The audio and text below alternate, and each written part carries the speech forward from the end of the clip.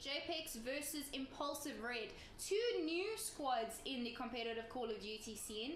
I have not played any, I have not seen many of these players play. I've seen some of them maybe from Impulsive Red, but apart from that, very, very new, young, fresh blood into the scene, which of course we love to see with regards to growth of South African esports. But just having a look at the roster, we do have JPEX, who is Mikey, Brits, Connor, Iced, and Keyboard Killer, where I'll go through their roles shortly. Then we also have Impulsive Red. We've got Margadora next, who is their actual, it's a pickup today. They did have a roster change. Vice, Rogue, Calves, and Orbit.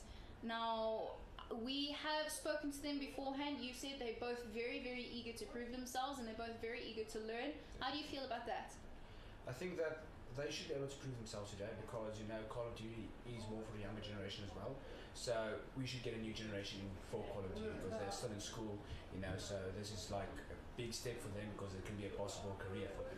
Oh, well, we'll have to wait and see. Esports is still it's still growing in South Africa. We're getting there shortly, and slow and steady. That's the expression I'm looking for. Promise I'm English.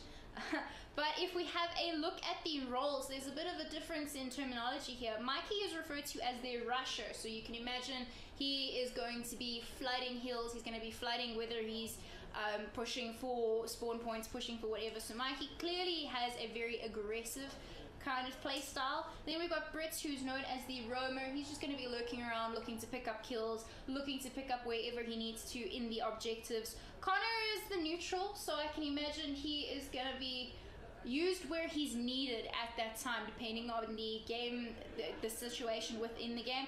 Ice is going to be playing the OBJ role, so jumping in to get heal time, jumping in to get capture time, and then making sure to get that bomb planted.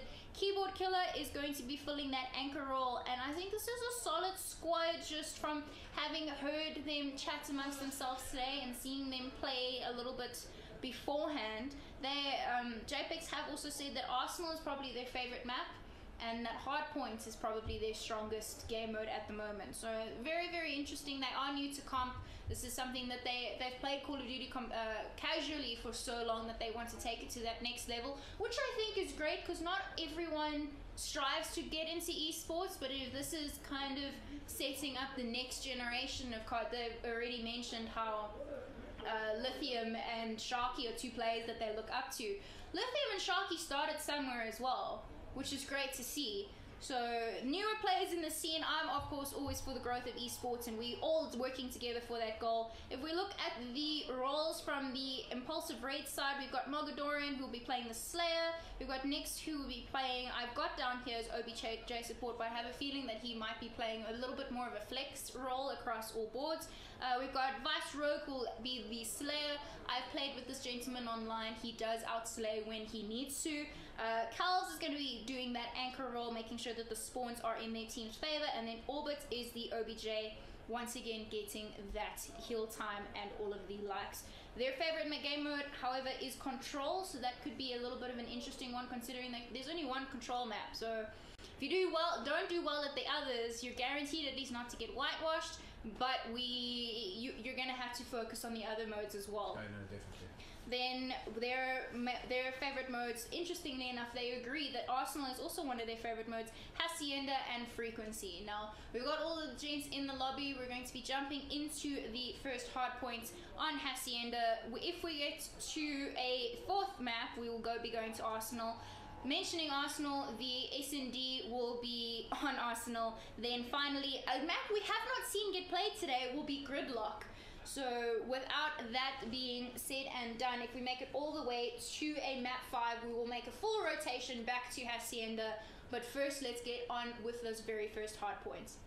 Who do you think, considering that these are both new teams, we haven't seen much gameplay from either one of them, who do you think we should jump on board with? I think Red.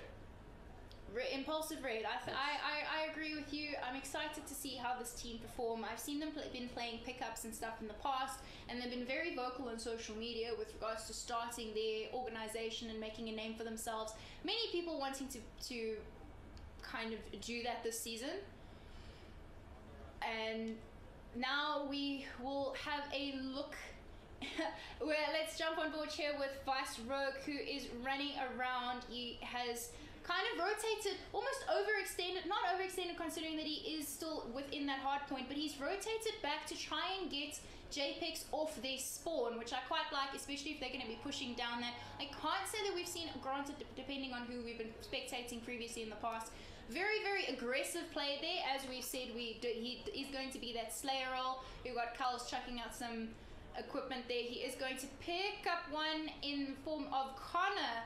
Cheers, Connor. Massive two-piece there, picking up Iced as well, showing why the ICR is as valuable as it is. Unfortunately getting concussed there, but still manages to pick up the kill over Brits. Someone, oh my goodness, someone stop this man. It is absolutely ridiculous. He is working his way to, I was about to say full streaks, but there you go.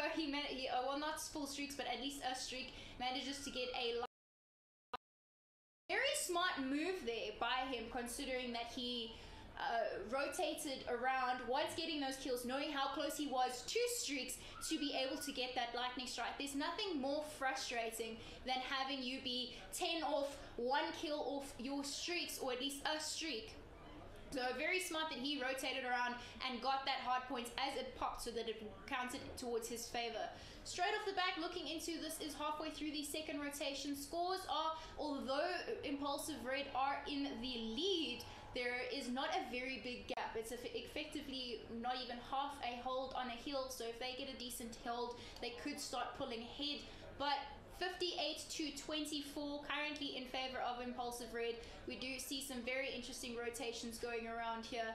Mikey down here at the bottom trying to fend off almost an entirely fully stacked Impulsive Red team, managing to get some shaky shots off that head glitch there, but unfortunately not taking anyone out just yet.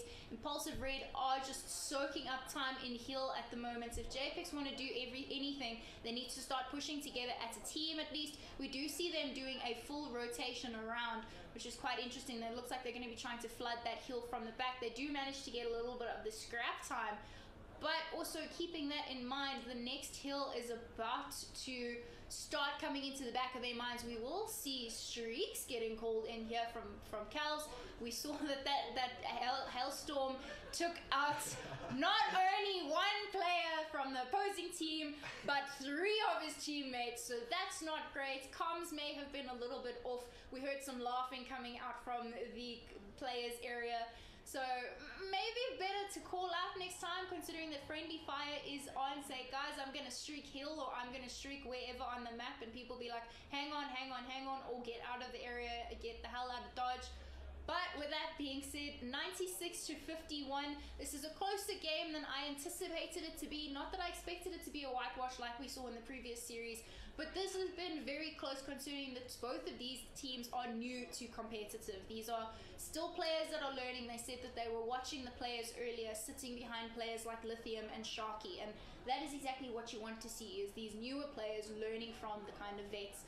So I'm going to jump on board with Ice, who's just gotten tagged up really badly, manages to get a heal in, does unfortunately lose the gunfight to Nix. Nix, who is actually the pickup for today, whereas he wasn't going to play either, but he does have his assault pack ready to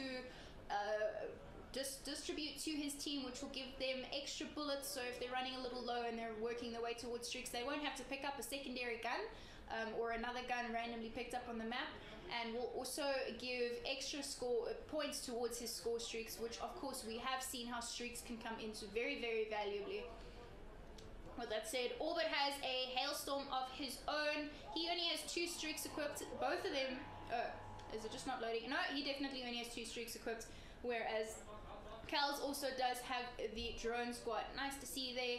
Currently 143 to 54. I do like the heal pressure that is being applied. It's the same as what we saw with the Snot game, in that there's continual heal pressure, but they're not converting it into time. Yes. Guys, as you can see here, some players standing out. You see like Call Me Mates and Orbit. They are pushing it like to the max. You also get here, you get what's it, Morgan Drain 420. Mogadorian. Yeah, sorry. Anyway, you guys can see that Impulse's KD ratio compared to JPEX is much different. JPEX is in the zeros where theirs are running for 2s and for 3s at the moment. Oh, well, those are scores, current streaks, so that's how many kills they've gotten in quick succession without dying yet. If we look at the KD, as we can see, no one on JPEX going positive just yet, but the score deficit isn't too bad. They basically reversed. However, Vice is currently 26 and, well, 23 and 6, sorry. Something has... I don't know what's going on with his health. Oh, that's why he hasn't healed just yet. Heal, my friend, heal. He is defending that hard point. I think he was just waiting for that to become available again. He will see a gunfight for the hard point there, but with 211 points on the board, JPEX do need to start fighting back very, very aggressively. We see Mogadorian bringing in a hailstorm of his own, which is always fun to see. Unfortunately, does not pick up anyone with that kill unless I'm not seeing the kill feed. Oh, there we go, it comes back again. So Orbit managing to pick up 3 with his streaks of his own. Mogadorian does still have a lightning strike as well, so that is something to keep in mind.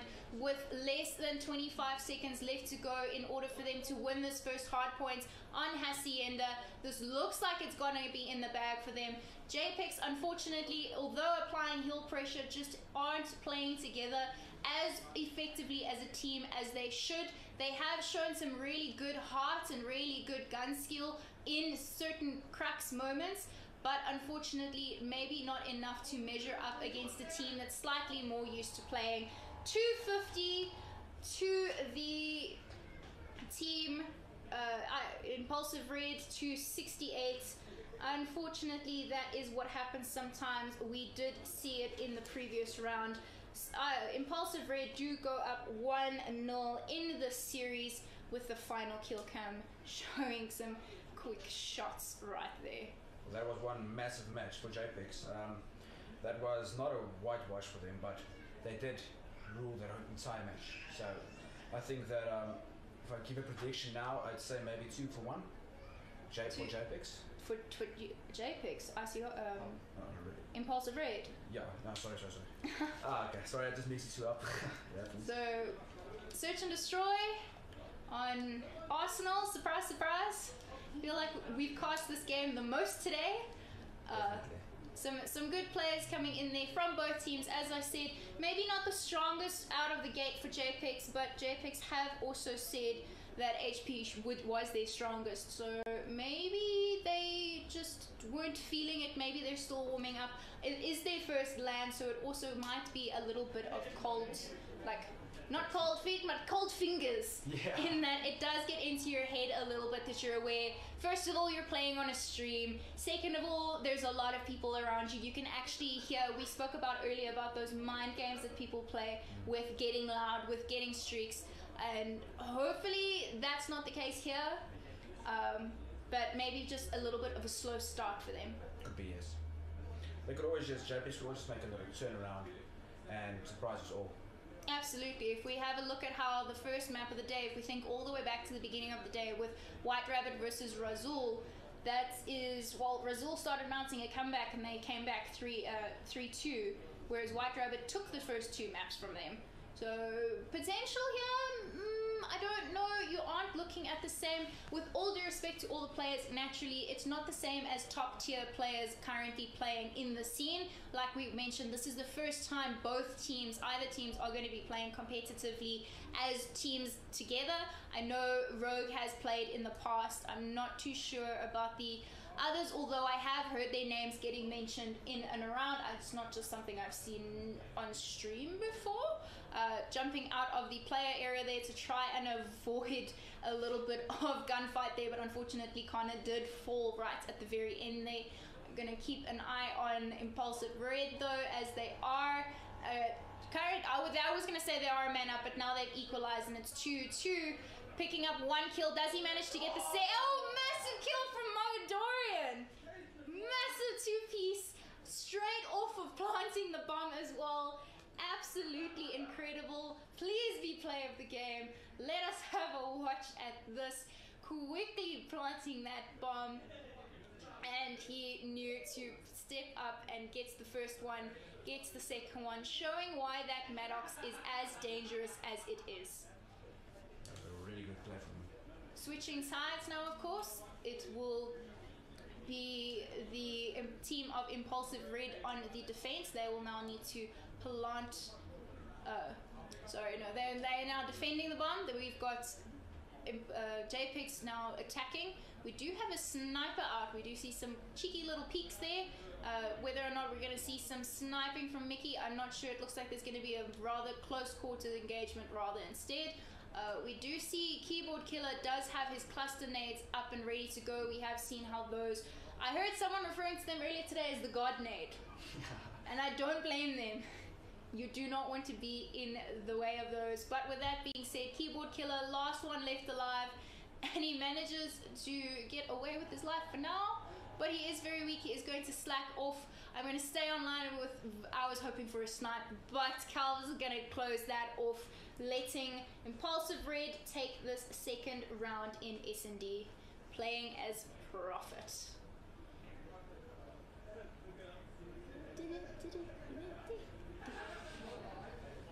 Moving on, we're going to switch back around, and the team from Impulsive Red are going to be back on the attacking side. I'm going to jump on board and see if anyone's close to streaks. Okay, Orbit is actually sneakily getting closer to streaks than I expected him to. So I'm going to stay on board with him just to wait and see if he does get any streaks straight off the bat. Some interesting kind of decisions will end up getting made. Unfortunately, Bomb does get dropped in the form of Margadorian getting dropped. So JPEX are in a favourable position at the moment, considering that they do have that first blood advantage, which we know is exceptionally important. Calv's watching this lane down here. Hopefully, oh, there we go. The tides have turned. It is now a 4-2 situation, 4-1 situation, and that was really quick. Didn't even get a chance to switch to the last man alive. Impulsive Red taking this third round on S&D. Arsenal, last game of the day for us, moving into our semi-finals tomorrow. The winner from this will be joining the last bit of our semi-finalists, which of course you discussed earlier, are Razul Gaming, Elite Motion, as well as the recently added Piglets in Pajamas. They are all flirting their way towards the grand prize of 5,000 Rand and a second place prize worth 2,500. So we will wait and see who manages to take that prize money home tomorrow. But for right now, we're playing S&D. You see that most of the players are on B at the moment, and there's a lot going on at B at the moment. Like a lot of people are taking each other on. It's still 3v3 at the moment, and yeah, it looks like they're moving to the sensor. So they're going to be rotating around. Very smart move there, because they don't exactly, they want to try and flank around, I can imagine. So Calves is the last one left alive. If anyone can pull it off, it might be him, but unfortunately is in a bit of a precarious. He was aiming the one lane, did not watch the other. That is in the what we call in the industry card timing. You can just perfectly watch a certain lane for as long as you want, and the second you look away, JPEX gets a shot in and manages to take that round. I do believe this is the first round that JPEX has won. Yes, it is. It is the first round that they've won. This could potentially be that changing momentum for the pendulum to swing the other way.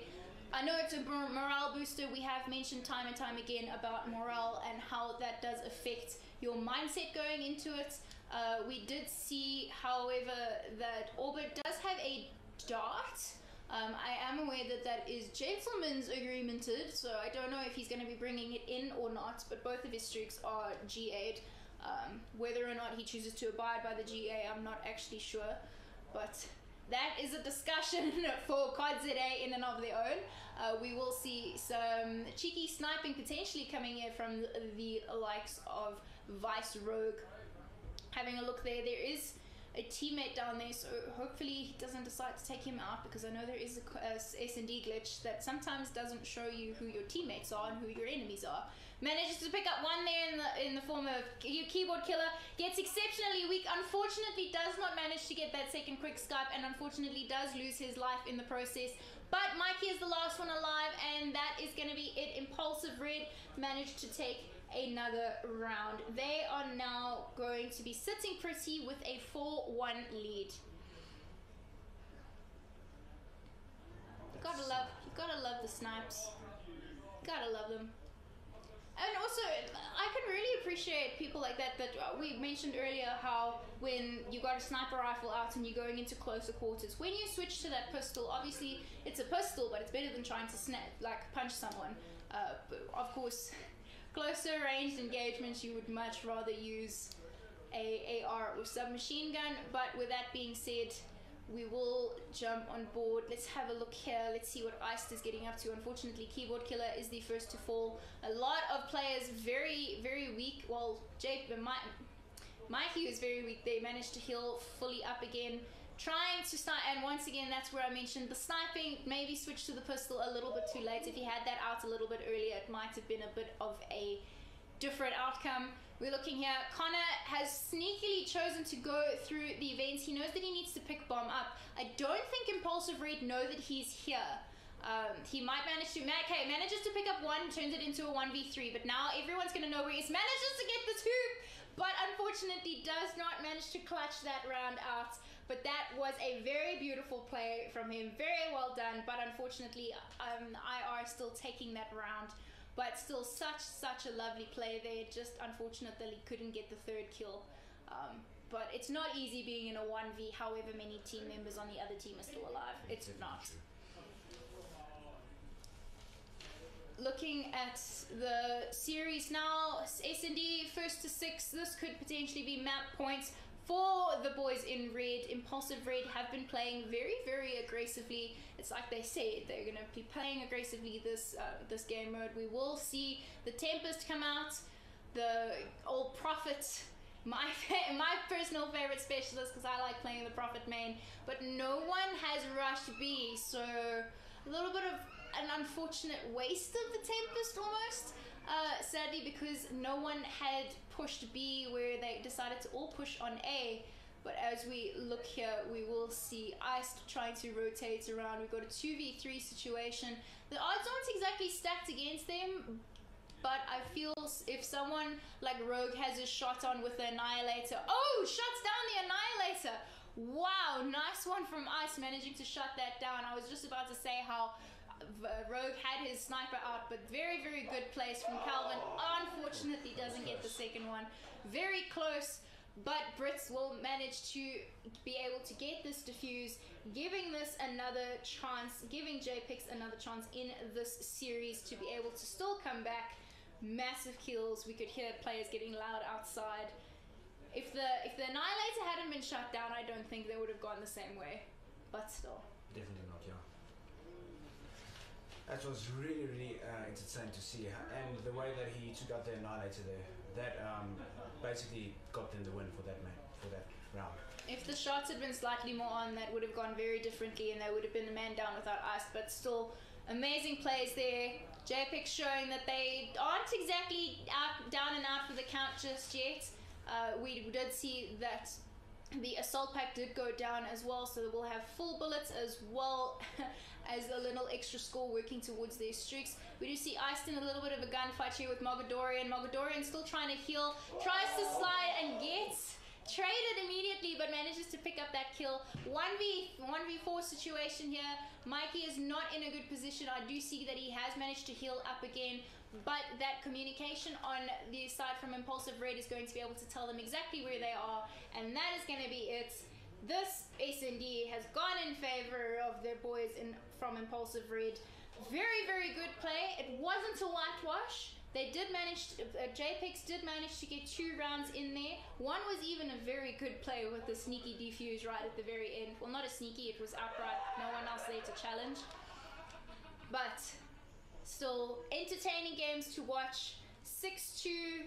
We're going to be moving on to a gridlock control, which is a map we have not seen get played this tournament just yet. I'm excited. It is probably one of the more controversial maps just because of how big the kind of viewpoints are, and the very open. It's very great for snipers, but in the same breath, it is also a very interesting map for control. We're going to jump into this, and hopefully, maybe JPEX can bring this back in a... That would be very good. It'll be very cool for them, especially given that their first LAN. It's always nice to win at least one of the maps, even if you do get knocked out. But I'm not counting them out just yet. If they play the way that they did in those 2 rounds that they managed to win in the S&D, it could potentially start moving in towards their favor, but it's going to have to be a team effort. Definitely, yes. So looking at this, I can't believe we haven't cast this map today yet. it's definitely not everyone's favorite map. I remember while we were doing the vetoes earlier today, everyone was instant banned between Frequency and Gridlock. Those were the 2 that got insta banned. Having a look at this now, though, we're going to jump on board with Calves. Calves has been having quite a big game, to be completely honest. But with that said, this is a respawn that turns into an S&D. So interesting opening play there, almost across map with the ICR, showing how deadly this is, especially if your shot is on point. ICR is known to shoot like a laser beam, and with that, lives are still very, very even though.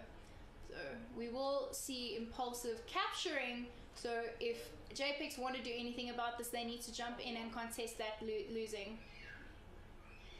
Because differently to here, in comparison to the previous strats, here they're losing B, they're going to lose B, but they haven't rotated and set up at A. They've got 1 player on A defending it on his own. So, maybe a little bit of inexperience coming in here. You will also see that Seraph's tac deploy has just come online. Control is the only game mode where the tac deploy is allowed to be used. Everything on both S&D and hardpoints it is restricted. But just in case you were wondering and wondered why that tac deploy became available, that is to change spawns up, especially for something like Control. But with that being said, the Seraph did also just get taken out. Vice Rogue, we're going to have a look here. He is slowly working his way towards streaks, going to make use of that cluster. Could potentially take out someone now in that explosion. Does not manage to pick any of the kills up, but may have weakened people in the process. Cal's also watching this kind of second area. They are capturing A. Once again, like I mentioned, different bit of a strat. No one from JPEX was there to set up to hold A, and they just gave B up for free effectively in the very beginning of the game. So that is going to be it. Viceroy getting very loud outside, and I know you'll appreciate that I've just commented that. Yeah. But the first round going in favor of Impulsive Red.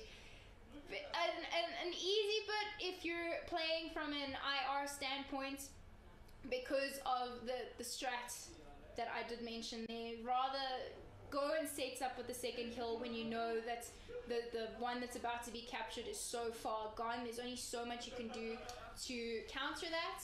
But as we said, these are both new teams in the scene, in the competitive environment.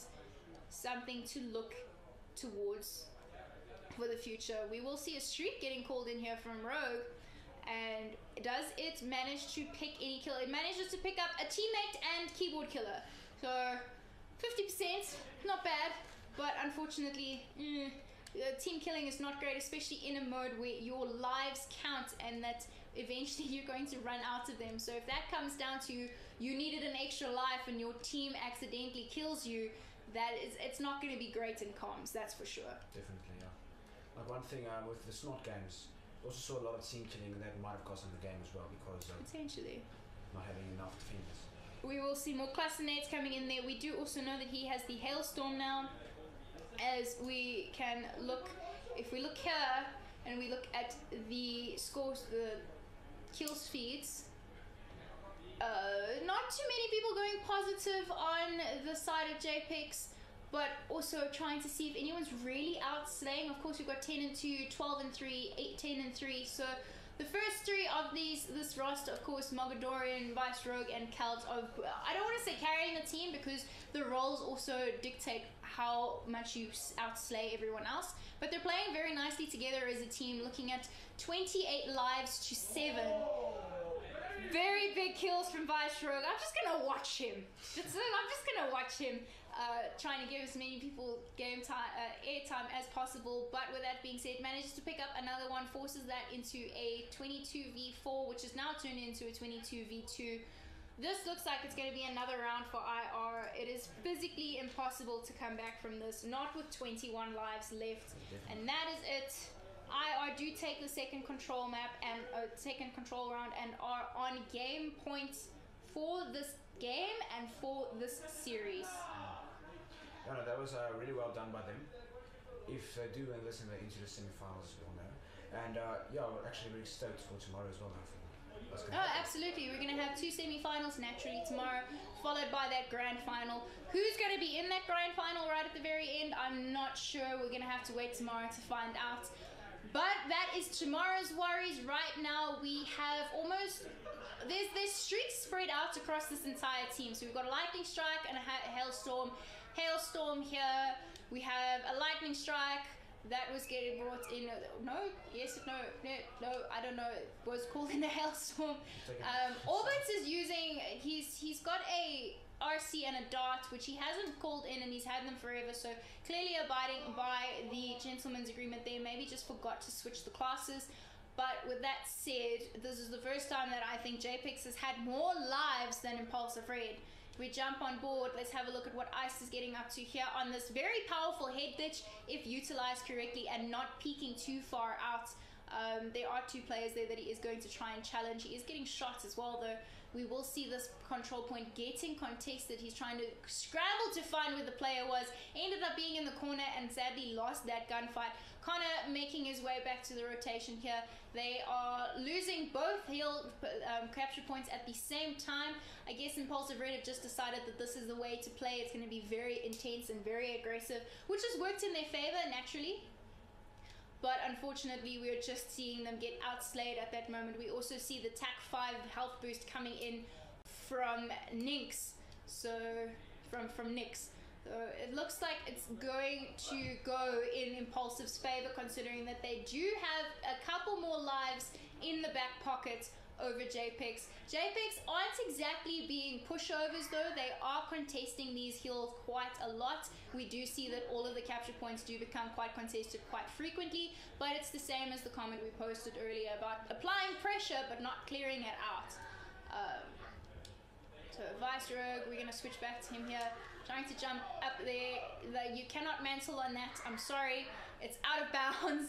But with that being said, 4 lives left for JPEX. It's the last 4 lives they have in this tournament. Unfortunately, loser goes home in this single elimination. There's one, there's a second one, and that is going to be it. IR seal themselves a spot in our semi-finals happening tomorrow. That was a 3-0, but it was absolutely a much quicker, a much more closer range gun skill. Yeah. Although they were outslaying, Impulsive Red were outslaying JPEX, I think JPEX just need to learn a little bit more about strats. Definitely, yes. That's what I think is they're playing as much as they are playing together as a team, it's still a very individual mode. So I feel like they need to potentially improve comms because they are new. So if I'm a new player coming into the scene, you'll need to work on comms, you'll need to work on strats. You can't just run and gun, especially if you're playing against teams who have a better gun skill than you. Definitely. But I would love to get them in to chat about that because they had such inspirational interviews beforehand. So we're gonna switch over to that interview very shortly, and then we'll be back after that to wrap up the day. Don't go anywhere.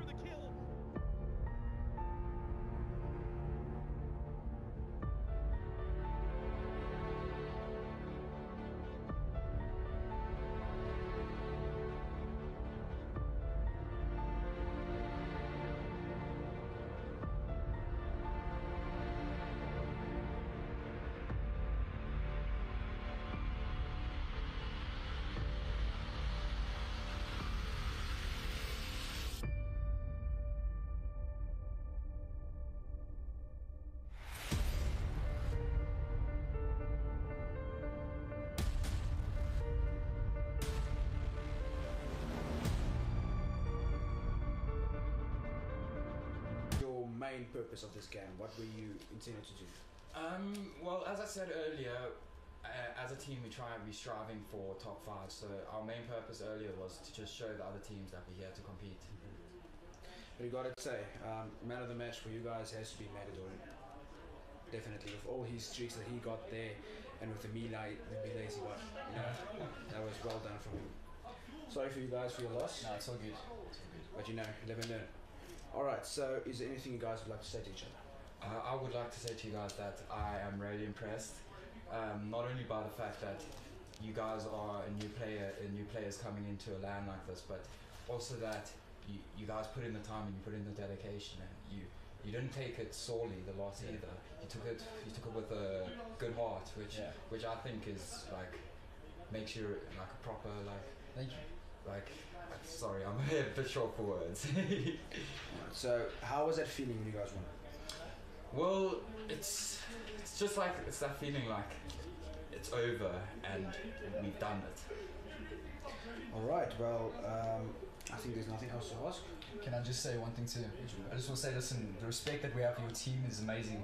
You guys played. When we scrimmed the other day, you showed us your skills, and we worked on that, but we still couldn't beat you. Definitely one of the best teams here, and I really hope that you guys make it far, and thank you for also being good sports, not like tuning on the field. Thank you very much. Thanks, bro. Appreciate it.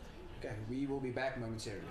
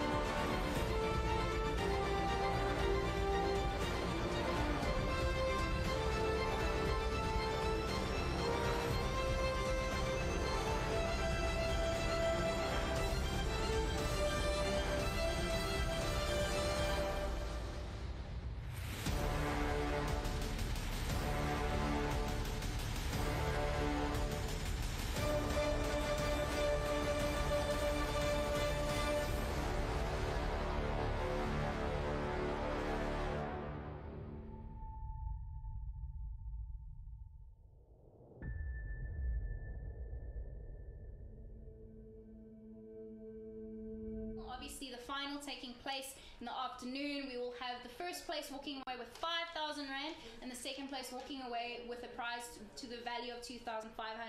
The first semi is going to be between Razul Gaming and Elite Motion. We saw two very strong teams play today. Obviously, both of them earning their spots in that semi-final. And then the second, obviously, Impulsive Red, who we just saw win against JPEX, and as well as Piglets in Pajamas. Two very, very good semis that will be starting tomorrow and that we will get to watch in order to determine who will be in that final. So make sure you tune in for that. I have thoroughly enjoyed today. It was a really great opportunity to be able to see the competitive scene, because this is the first any form of competitive we've seen this season. Going into the new season next year, we do also want to thank naturally our sponsors for this weekend, who are Metro Fiber, Monster and SAJC, and then a massive thank you to Ginx TV naturally for the broadcast, as well as taking an interest in South African gaming and the South African competitive gaming industry and scene. The Art Gaming for their venue, which is based in Rivonia, that is where we're streaming out of, for their premier gaming lounge, as well as all the marshals who assisted in today. We want to thank Spare No Other Team, of course, and also known as Snot. They had a team in the stakes, and also my co-caster as part of the community as well, for providing members for technical support as well as social media and media. Simone and Stefan from MM Photography for capturing the events today. Pocket Solutions for their continued upkeep and improvement on the Raving Mad Gamers website. And then finally, from the thank you points of view, it's going to have to go to Sebastian Gomez from the Ginx UK for providing that technical support. So finally, of course, we've thanked everyone else, but I also want to take the opportunity on stream to thank the Raving Mad Gamers for not only hosting the events. I know there are technical difficulties, but there's always teething issues, and we will get those sorted as we have apologized. But thank you for hosting the events, the live updates on the player stats and in-game results during the tournaments, and for sharing their vision of building cyber athletes in South Africa to grow the competitive community and industry within South Africa and broadcast us and get us closer to that international market. So for a final note from Raving Mad, they just want to remind you to please check out the Raving Mad Gamers website for more exciting online tournaments to be hosted next year. I did chat about this earlier on a little bit today and gave you some insights, but if you missed the broadcast, they are planning so much for next year. Next year is going to potentially and maybe include an online Rocket League tournament, a Black Ops 4 Blackout tournament, which I know I'm personally very excited for. As much as I love multiplayer and I love casting it, Blackout is absolutely a new and kind of interesting mode that could be getting into, especially with the tournament's or organization standpoint. Then they will also be doing a Siege and Black Ops 4 online tournament for multiplayer, but where the semi-finals and the finals will take place at the Arnold Classic. So players always feel when they play online that it's great to have an online tournament, but we want to get LAN experience and LAN time. We see this is the first LAN happening for the season. I expect many more to happen next year. So that is something to look forward to from the Raving Mad Gamers. And that has been it for us. My name has, of course, been Shani today. I've been co-casting today with JP, also known as Sir Lags. Thank you so much for bearing with us today. Thank you for those of you who have been around the entire broadcast. And we'll see you guys tomorrow for the rest of the games.